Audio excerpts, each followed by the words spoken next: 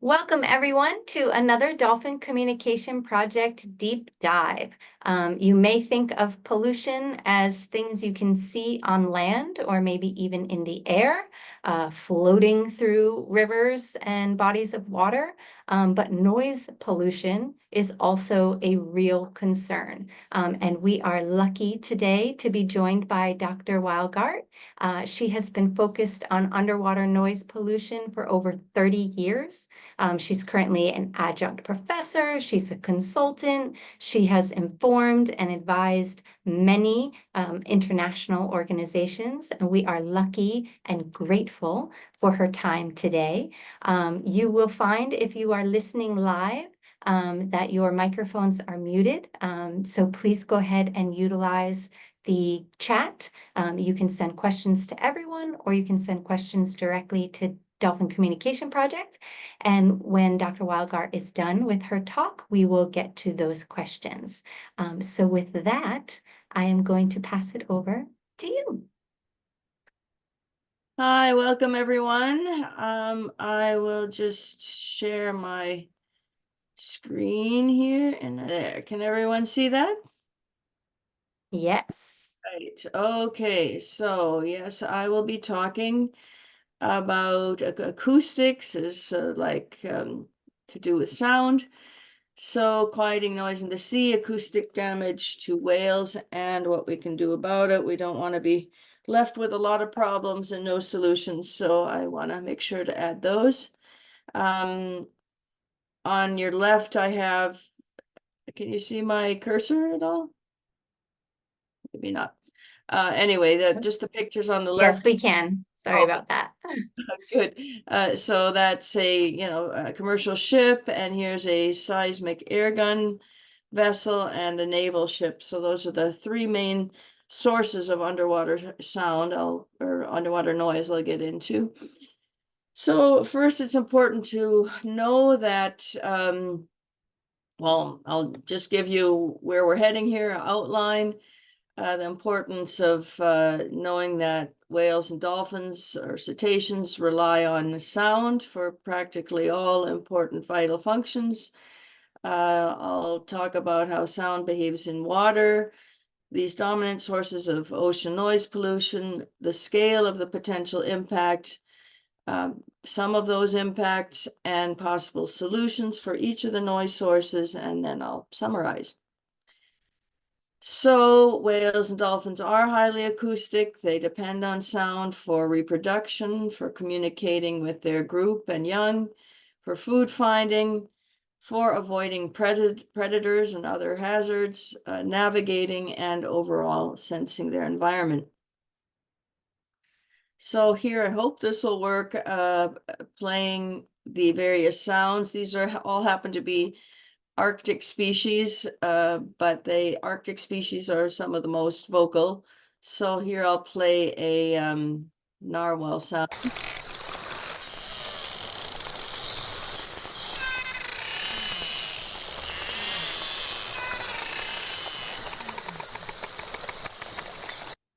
Everyone hear that?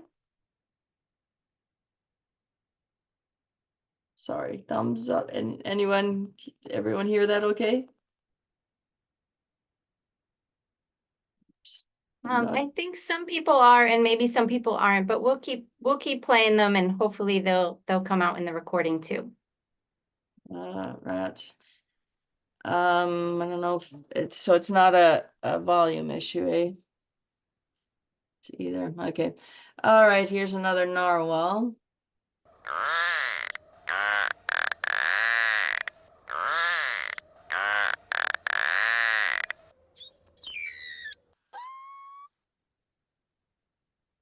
And here is a beluga.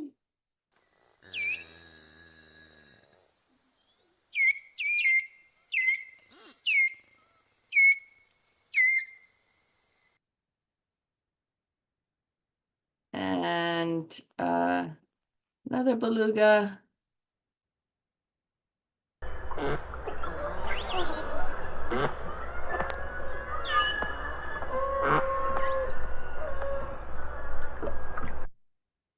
And finally, a bowhead.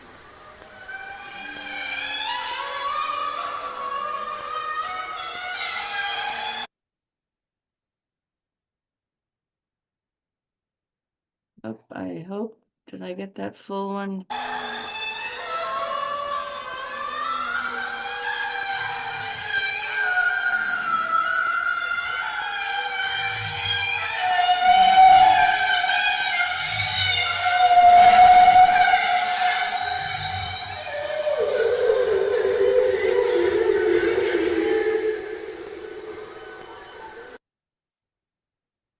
Right, okay, so you can see they are quite unusual and striking sounds. So we use sight the way cetaceans use sound. So it's like cetaceans are seeing with their ears using sound. So to them, flooding the ocean with noise is like shining a flashlight into our eyes, blinding us, right? When we are blinded, we really can't see anything. Blinded by a flashlight. So sound in the water behaves differently than in air. The speed of sound in seawater is about 5 times that in air. And whereas sound on land only extends 1 to 10 kilometers, sound underwater can travel thousands of kilometers and very fast. So here I'll play you these three these three main sources. I call them the 3 S's. The 3 main sources of sound. I'll also explain that the middle one here, the seismic survey ship, is a survey for oil and gas, and so this is to detect the oil and gas deposits under the seafloor, and it requires that sound penetrating into the seafloor, sometimes tens of kilometers. All right, shipping.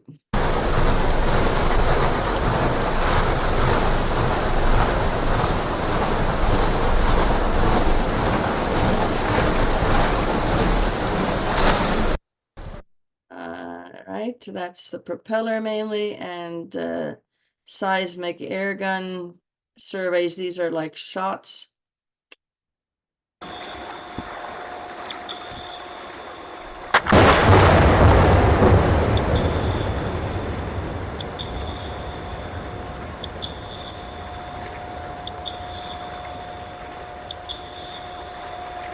So that was just that one shot, and they're given every 10 seconds around the clock. And here's naval sonar.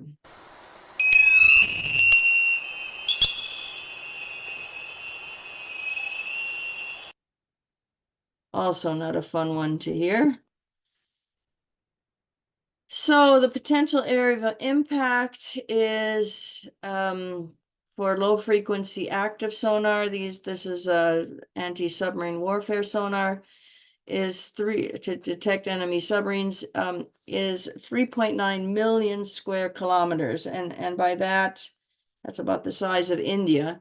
And by that, I don't mean that's the area over which the sound is just heard. That's the area heard at a level that we expect would impact whales.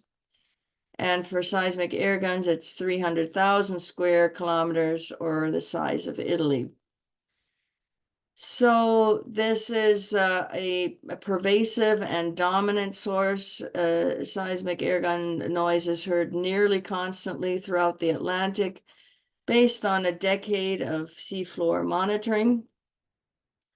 And this is shown here by,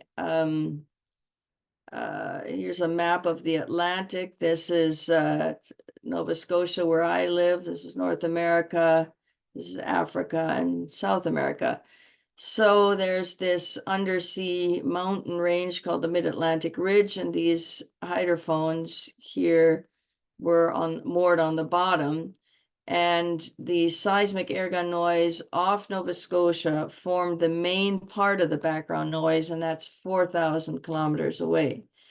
So again, not just heard, but it was the most predominant part. And the seismic airgun noise was heard nearly constantly throughout the Atlantic, based on a decade of seafloor monitoring. And off Nova Scotia, there were 3 surveys at any one time over the summer back at that time. So yeah, these can all occur simultaneously as well. So just to explain this a little bit better, these loud, intense broadband impulses or shots are from air released under very high pressure. You have this released here. It's not a chemical explosion, but it sort of acts and looks like one. So it's got a very sharp, short rise time, like a shot. And these arrays of 12 to 48 air guns is what is towed behind the seismic ship. And then there's the hydrophones or underwater microphones that pick up these echoes that go down through sometimes thousands of meters of seawater, and then tens or sometimes a kilometer or more of into the seafloor, and then the echo comes back to be received by the hydrophones. And these are, as I said, every 10 seconds, round the clock, usually over months. And this is where, in this time period, 1994 to 2005, these air gun surveys were happening around the world. So pretty ubiquitous. And here you can see this, this would be the air gun array, and these are the hydrophones or streamers that are also towed. And so if you look at bird's eye view of this 3D seismic survey, it covers about 26 square kilometers, and for reference, Manhattan is 59 square kilometers, so it's pretty huge. And to give you a sense of the loudness, and remembering that the decimal scale is logarithmic, so every increase in 3 decibels is a doubling of intensity. And yeah, you can see here that the seismic array falls in there like a undersea volcano or explosions. And yeah, a single air gun is 216 to 230 decibels, but you know, these are arrays of many air guns. So the impacts of the noise are that cetaceans avoid important habitat, sometimes for days or weeks, reduced feeding or feeding success, decreased reproduction, masking, which is the obscuring or obliterating of sounds of interest, a change in calling rate, which can affect mating or contact with the group, disruption in migration, strong escape responses, impacts on their prey species, fish or plankton, hearing damage, stress, which then causes damage to the immune or reproductive function, and also death. So this shows where this is a 10,000 square nautical mile square, each of these. And here the red means louder, the blue is quieter. Here you have each individual singing finback shown. Here's no finbacks and no seismic survey. Here's a seismic survey pretty much bleaching out this whole area with noise. And then you have this one solitary finback trying to make himself heard over this noise.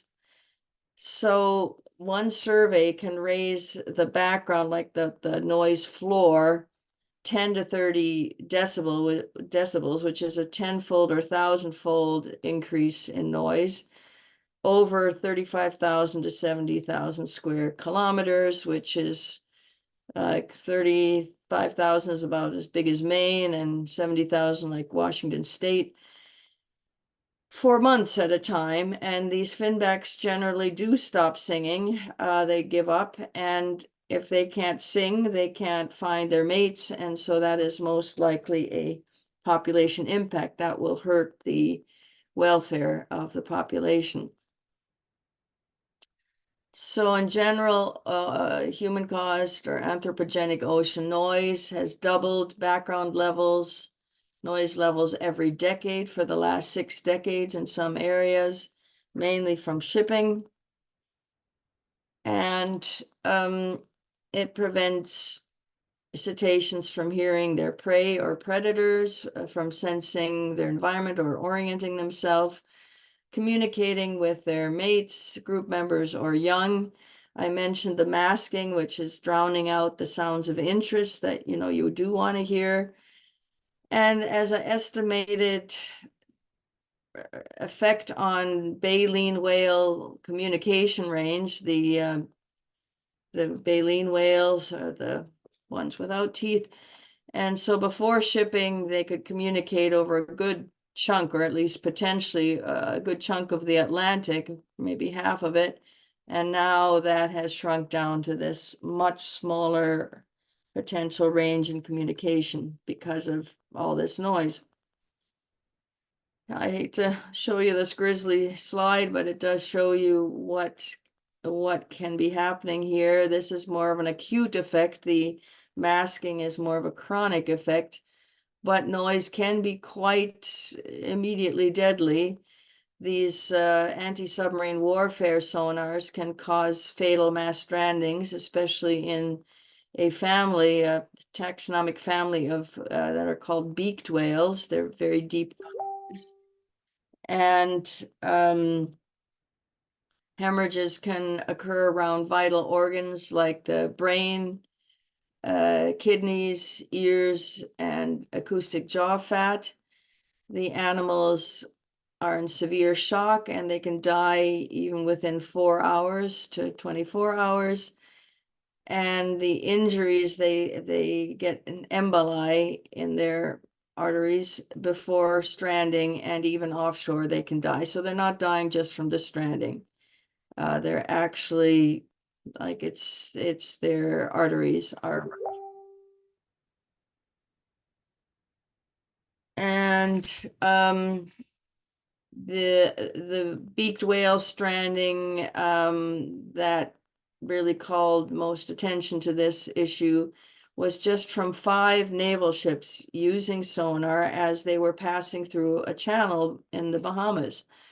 And just these 5 ships passing caused 14 beaked whales to strand, and 6 of them died. And then even after, there was a temporary emigration of the adults. So a lot of the population moved out of there. And so that was a possible displacement population level effect. They did come back, but there was a lower calf rate. They definitely lowered their rate of increase in their population. So it was a population level effect. Noise can also increase stress hormones. It can cause a sudden, unexpected permanent hearing damage, catatonic behavior, loss of muscle control or movement in the wake of a seismic vessel. And hearing damage in whales caused more net entanglement. So the whales that were entangled in nets had hearing damage. So probably caused them to blunder into the nets in the first place. And bowhead calling is also affected by seismic noise. The bowheads called as soon as the seismic airgun survey was detectable. Then as the noise got louder, their calling rates leveled off at received levels of around 94 decibels, which is not that high. And then at 127 decibels, the calling rates began decreasing. And once it reached 160 decibels, they just fell silent. They just shut up. So calling that's pretty much them giving up.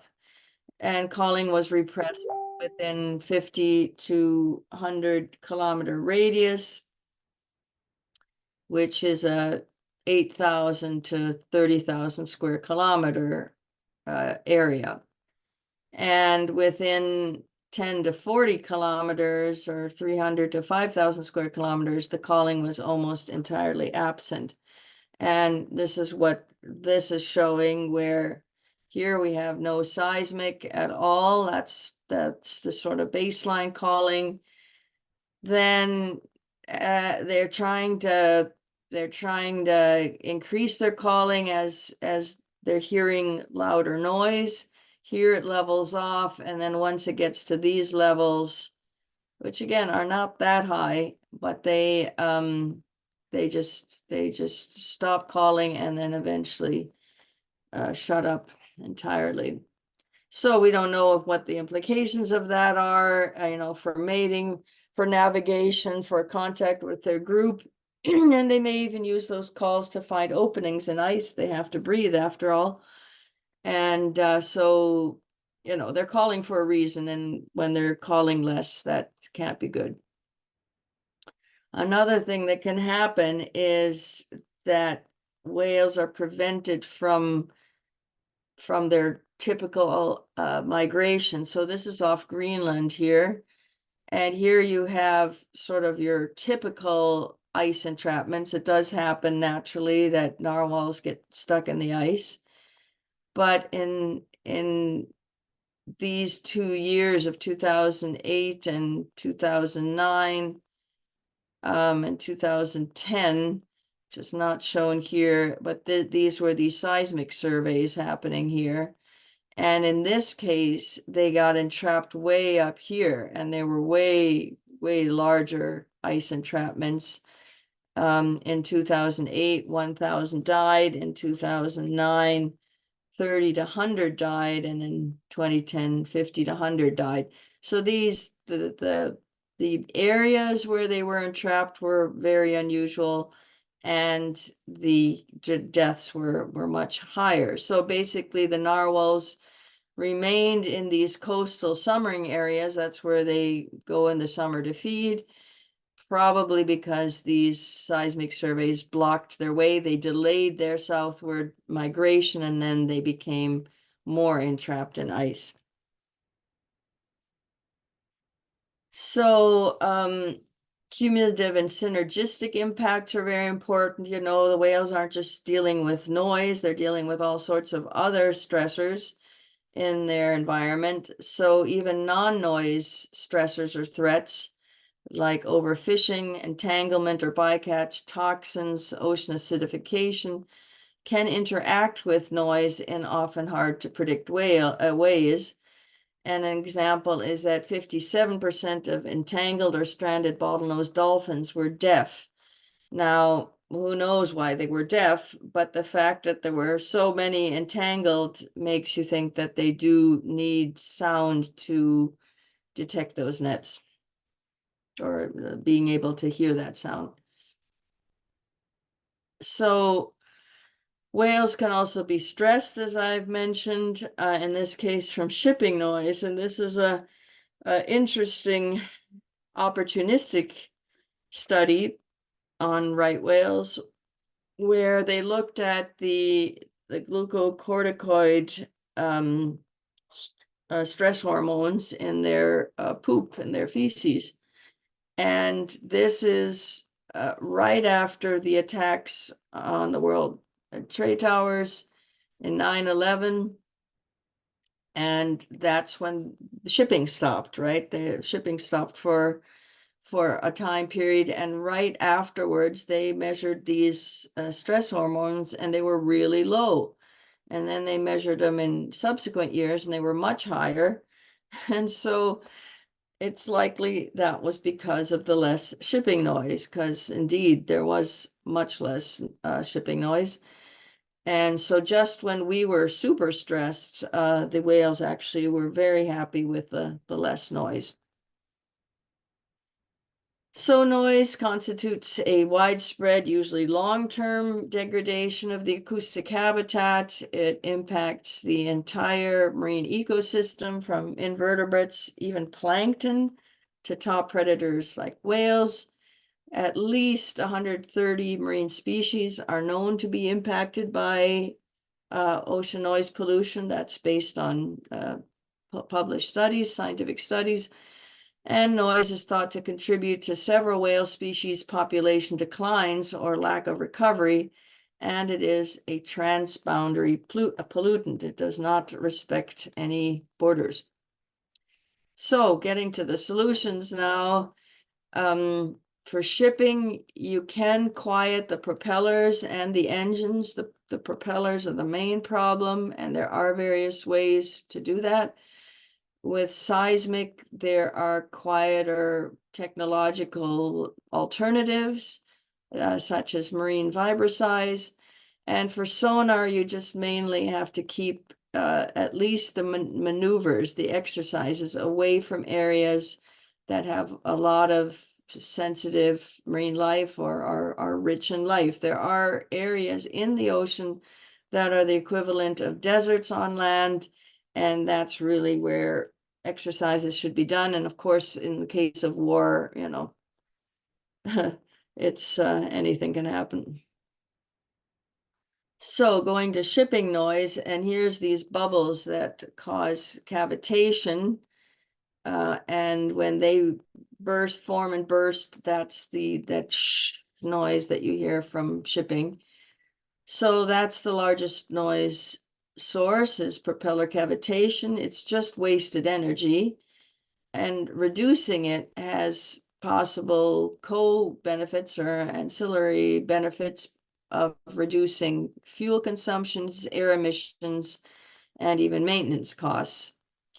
And fisheries and naval ships, Navy ships and fisheries research ships have long used ship quieting techniques, but these must be adapted for commercial operations because, you know, navies have a lot of money for one.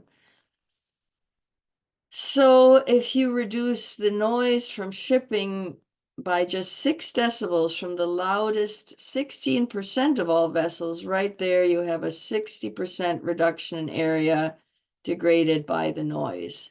So just focusing on the worst offenders can get you a huge gain in making the ocean quieter. Merchant ships currently differ by 40 decibels between the quietest and the noisiest vessels. So that's 10,000 times right there, right? A factor of 10,000. So there's a huge difference there, which implies there's a lot of room for improvement. And reduction of cavitation levels of 6 to 10 decibels is not that hard. It's very currently feasible. Greater reductions might require further research, but also, you know, like I said, navies and fisheries research vessels know how to do this. So it's not really that hard.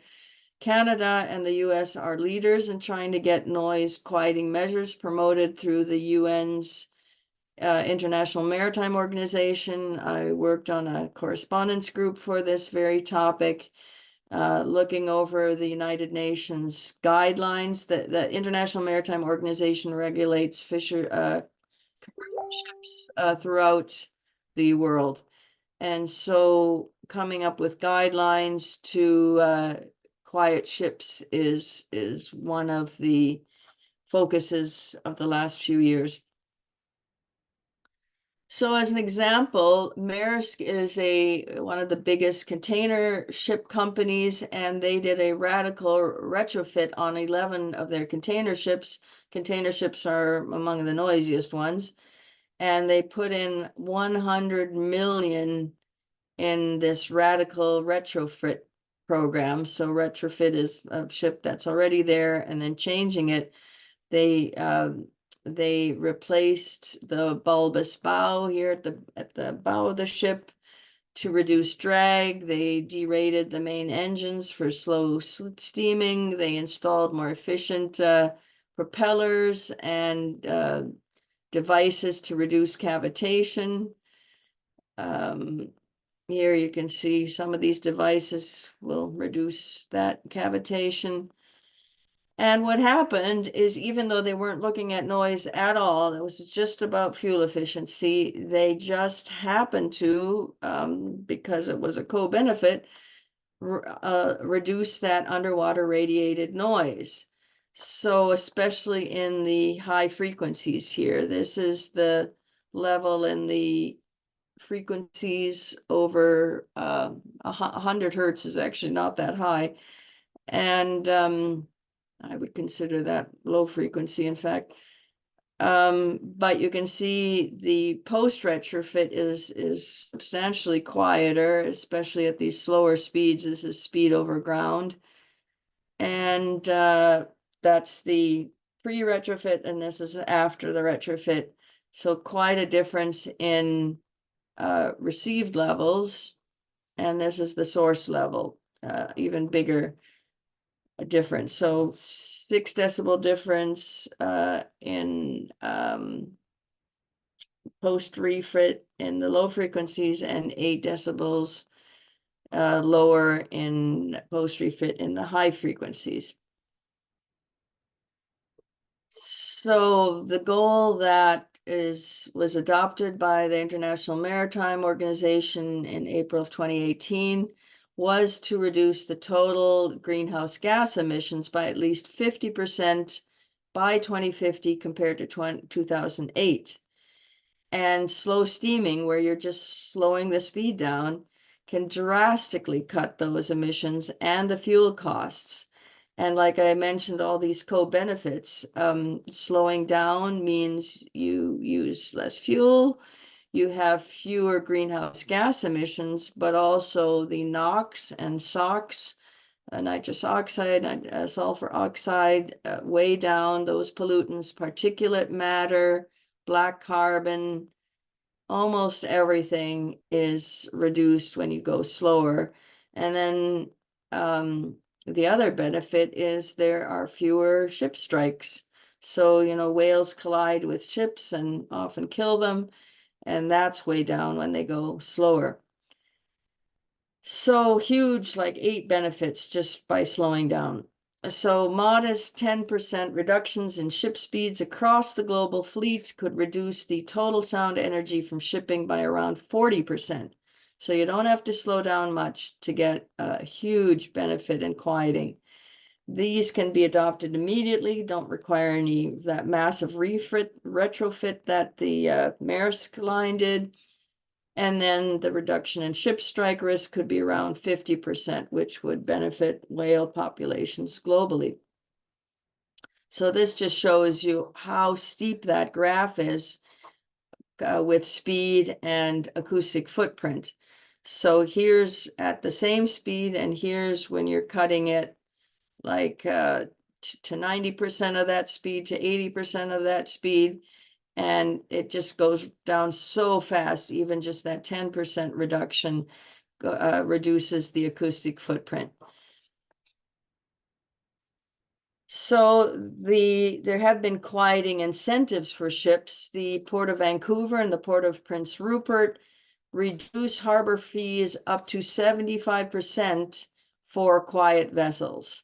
If you have a quiet vessel notation, you will get that much off on your harbor or port fees. And these are the first ports to use such an incentive, and we would love for other ports to adopt this around the world. Other ports like Seattle and San Diego and so on are at least having vessel slowdowns, which already reduces the sound, but even better would be having ships that have a quiet ship notation. So moving to seismic air guns now, even a 3 decibel decrease in the source level is better than any visual mitigation. And by visual mitigation, I mean people looking out for if there's any whales at the surface, and if there's spotters, and if they see any whales, then the seismic ship is supposed to shut off its air guns. But whales are mainly underwater, so not super effective. So there's a lot of wasted energy from air guns. Most of the energy is in the low frequencies, but there's still a lot in the high frequencies. And the geophysicists for oil and gas, they don't even use or even record anything over 100 hertz. So that's pretty low frequency. And air guns go up to 120 kilohertz. So there's all that extra noise put out that's not even being used. So cetaceans with high frequency sensitivities also react to airgun noise. So the air guns are needlessly impacting these animals with mid-frequency or high-frequency hearing. It's just a real waste. And marine vibrosize, I mentioned, was a possible technological alternative to seismic air guns. It only uses those necessary frequencies, so there's little wasted energy. So it's assumed that there's fewer impacts on the toothed whales, which are mid-frequency or high-frequency specialists. And there are they still get their geophysical results, the ones they need for oil and gas, and it reduces peak noise levels 30 decibels. So that's like 1,000-fold reduction from 223 versus 255 decibels. And it avoids, that shot, like that really sharp rise time of air guns, which is really harmful to organisms. It avoids that as well. So it's basically the same energy is still put out, but it's spread over a longer duration. So then you can lower the sound level, the source level. So instead of a 10 millisecond impulse that shot, you have a 1 second marine vibrosize signal, and that's 100 times quieter and a 10,000-fold reduction in the area degraded by noise, and it exposes 80 to 99% fewer whales and dolphins to that potentially harmful noise compared to air guns. So in summary, sound travels very far, thousands of kilometers underwater and very fast. Cetaceans, it's like they see with their ears and they depend on sound for practically all important life functions. Noise impacts include avoidance of important habitat, reduced feeding, reproduction, awareness of hazards. It can cause masking, changes in calling, changes in migration, hearing damage, stress, and then even outright death. Noise constitutes a transboundary, widespread, usually long-term degradation of the acoustic habitat. And the solutions include quieter propellers, slow steaming, just slowing down, air gun alternatives, and keeping noise away from productive areas. And those solutions to noise are also solutions to climate breakdown. For instance, the slow steaming produces less greenhouse gases, and keeping oil and gas in the ground would mean that the seismic air gun noise would not be an issue. Thanks very much. Thank you so much for that. There is a lot to digest. I'm going to go ahead and wrap up, and then we'll get to some questions. If you were listening to this live, thank you very much for joining. And if you're interested in more of DCP's webinars, just head over to our website, dolphincommunicationproject.org. And if you look under this Knowledge Hub, you'll find webinars, and there are links to all of past programs. This was a deep dive. So as you saw, not shying away from technical terms, a little bit longer in length. And then we also have dolphin lessons. Those are geared more towards kind of an elementary audience, but they're usually fun for all. And then if you've done all of our webinars and you still need more content, check out our podcast, The Dolphin Pod, wherever you listen to your podcasts. And of course, DCP is a nonprofit, so I would be remiss not to remind folks how you can participate and support. You can become a dolphin protector, a member.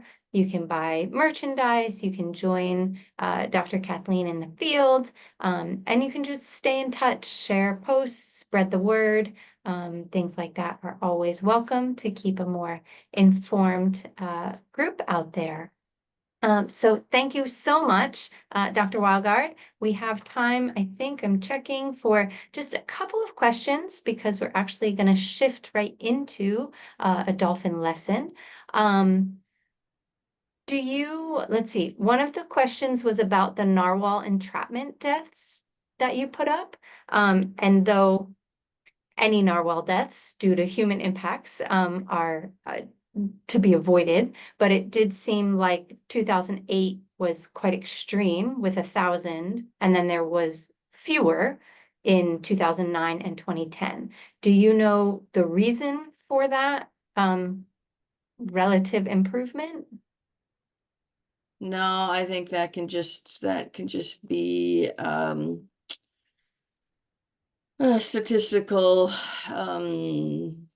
differences. I don't think we can, like, it's hard to make an absolute, like, that's a correlation. It's Mhm. not 100% sure that that the delay in migration was due to the seismic surveys and whether that caused the entrapments, but it is, both the timing and the areas were atypical. So already it's a conjecture, but I think conjecture, but I think it is a pretty solid one.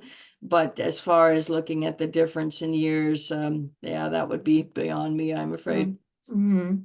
And then another person asked about the bowheads that you were discussing, and that as they got quieter, as the human-made noise got louder, do scientists also know if they were leaving the area or were they there and just quiet, or do we not know? It is a very good question because that's often tricky to be able to differentiate those two. They can just clear out and then they wouldn't be making much sound, but because there wasn't this like sudden um uh law, they weren't suddenly silent. The fact that it was sort of gradual like that, and it was a calling rate. I believe the authors did feel it was them just calling less rather than Yes. leaving the area. Thank you. And then I think we'll wrap up with a sort of vague question, but because you're not just on the science side of things, that you're also on the policy side of things and interacting with stakeholders and all of that. Some of the solutions that you shared with us seem quite reasonable and not huge cost investments. Where do you see the most pushback for not giving some of the solutions a try? Very good question. Yes, it is true that there aren't many of us that straddle the science policy intersect, and I think it's very important we do that. This is a little plug for having more scientists wade into policy. It can be very frustrating, but if you simply do your studies and then don't sort of try to shepherd them through to changing policy, you're really not getting the most out of your research efforts. It's not for everyone. I'm not saying all scientists have necessarily a obligation to do that, but especially if you're in a university and you have tenure, and that's pretty much why you get tenure, is so that you can be outspoken. So I do think you're abdicating. If you're an academic, you are abdicating your responsibility and the reason you got that tenure to speak out. If you're not speaking out, you really should be. So little plug there. But I yes, the biggest pushback on policy, I would have to say, is by far I have the hardest time with the oil and gas people. The oil and gas seismic surveys. A lot of them are in complete denial that they are even a problem, and a lot of misinformation is put out there. They are making moves extremely slowly, like glacially slowly, to move to these other alternatives, which and some have told me they're actually better for them as well. It's a better signal for them to detect if there's oil and gas under the seafloor. maybe it's a strategy where they're going, well, you know, we're going to sort of be phased out anyway, and for us to retrofit all of our seismic ships, it's a big deal. I mean, it's not trivial. I mean, I think there's something like 100 seismic ships in the world, and they would have to be retrofitted. So yeah, it's not trivial, but on the other hand, they would have to do less mitigation, less shutdowns, you know, they'd get less lawsuits. Anyway, so but shipping has been fairly cooperative, and we are making gains at the IMO.